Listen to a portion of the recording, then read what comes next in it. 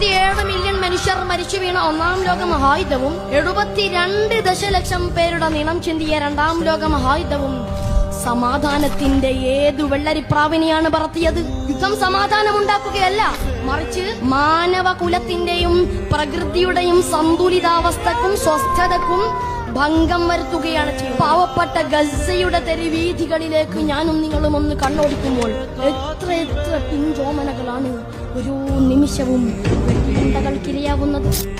വൃതിയടയുന്നവരുടെ അക്കക്കണക്കുകൾക്കപ്പുറം അംഗവിച്ഛേദം സംഭവിച്ച ആയിരങ്ങളുടെ ആർത്തനാദങ്ങൾ ആരെങ്കിലും അറിയുന്നുണ്ടോ?